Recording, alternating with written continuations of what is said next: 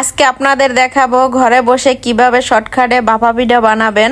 তো চলুন আমি ভাপা পিঠাটা বানিয়ে নিই।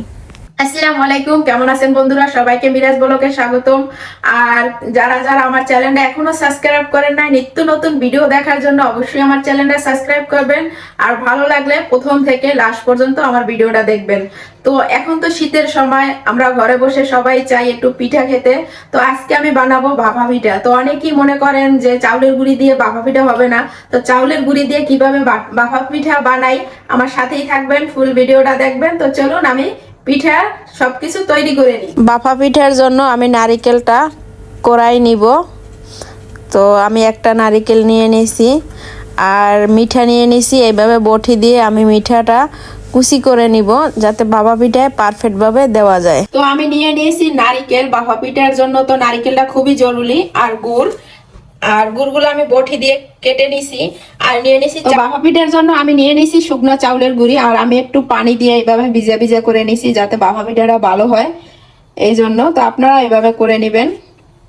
তো আমি এখন পিঠাটা বানাবো। তো বন্ধুরা, আমরা যেহেতু প্রবাসে থাকি, আমাদের পারফেক্ট ভাবে গুড়ি বানানোর মতো কিছুই নাই, এই জন্য আমি এটা নিয়ে নিছি। এটার সাহায্যে আমি গুঁড়োগুলো করে নিয়েছি। দেখেন কতটা পারফেক্ট ভাবে হয়েছে ভাপা পিঠার জন্য চাউলের গুঁড়ি। তো আমি সবগুলো গুঁড়ি এভাবে করে নিব। বন্ধুরা দেখেন, আপনার ভাইয়া ভাপা পিঠা বানাইতেছে কত সুন্দর করে। আর দেখেন আপনার ভাইয়া এই যে পিঠা বানাইতেছে আপনাদের সবার দাওয়াত খাওয়ার জন্য। তো দেখা যাক আপনার দুলাভাই কি পিঠা বানায়, আমাদের খাওয়াবে বানিয়ে আজকে। এই যে চাউলের গুঁড়ি দিতেছে।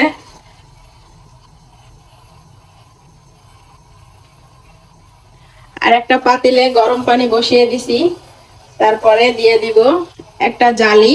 ওইটার ভিতরে আমরা পিঠাটা বাফিয়ে নিব। তো এই যে আপনার দুলাভাই বানাইছে। তো বানানোর পরে আপনাদের দেখাইতেছি কিভাবে বানাইছে। তো বন্ধুরা, আমি সবকিছু রেডি করে নিছি। প্রথমে তো আপনার দুলাভাই একটা পিঠা বানাইছে, তো আমি এখন বানিয়ে নিব একটা পিঠা। তো প্রথমে আমি দিয়ে দিলাম চাউলের গুঁড়ি, তারপরে দিয়ে দিব গুড়।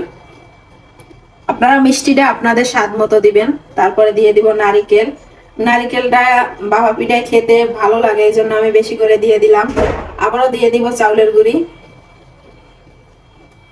তো চাউলের গুঁড়িটা দেওয়ার পরে আবারও আমি মিঠা দিয়ে দিব। এখন আবারও নারিকেল দিয়ে দিব।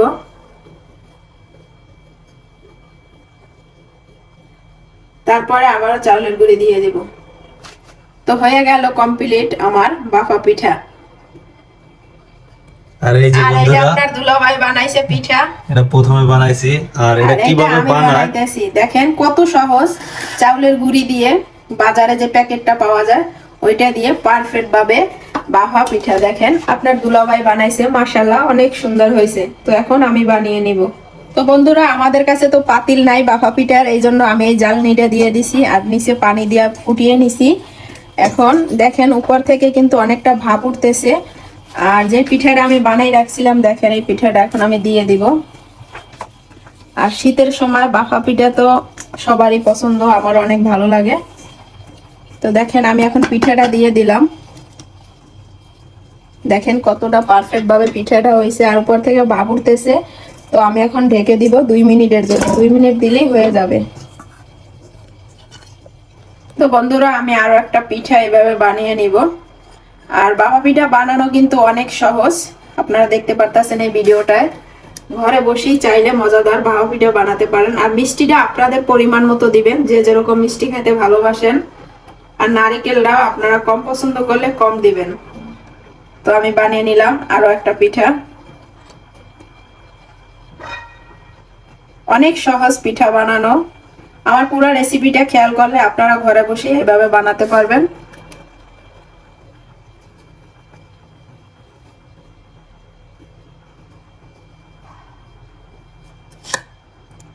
দেখেন বানিয়ে ফেললাম মজাদার ভাপা পিঠা। তো বন্ধুরা, এখন ঢাকনা খুলে আমার পিঠাটা উঠিয়ে নিব।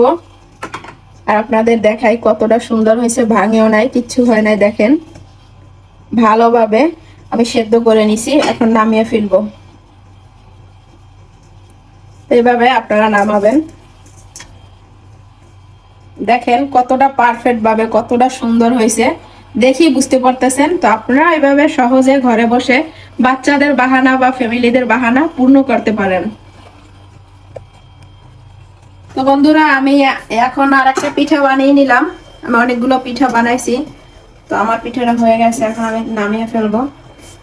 আর অতি সহজে কিভাবে ঘরে বসে ভাপা পিঠা বানাবেন এই ভিডিওটা দেখলে বুঝতে পারবেন কতটা পারফেক্ট ভাবে ঘরে বসে ভাপা পিঠা বানাতে পারেন। দেখেন মাশাআল্লাহ অনেক সুন্দর হয়েছে পিঠা। তো কে কে খাবেন এসে পড়েন আমাদের বাসায়। তো বন্ধুরা এটা আমার লাস্ট পিঠা, আমি সবগুলো পিঠা এইভাবে বানিয়ে নিছি দেখেন। আর পিঠাগুলো দেখতে যতটা সুন্দর হয়েছে খেতে বন্ধুরা ততটাই মজা হয়েছে। তো অতি সহজে ঘরে বসে কিভাবে ভাপা পিঠা বানাবেন আমার রেসিপিটা দেখলে যারা বানাতে পারেন না তারা বানাতে পারবে। বন্ধুরা আমার ভাপা পিঠা বানানো কমপ্লিট হয়ে গেছে, দেখেন কতটা পারফেক্ট, একটু ভাঙে নাই, কিচ্ছু হয় নাই, পুরো আস্ত। তো যে যে ভাপা পিঠা খেতে ভালোবাসেন আমার ভিডিওটা দেখে অতি সহজে ভাপা পিঠা বানিয়ে খেয়ে দেখবেন কতটা মজার হয়। তো আজকে এই পর্যন্তই, ভালো লাগলে আমার ফুল ভিডিওটা দেখবেন, চ্যানেলটা সাবস্ক্রাইব করবেন। সবাই ভালো থাকবেন, সুস্থ থাকবেন, আল্লাহ হাফেজ।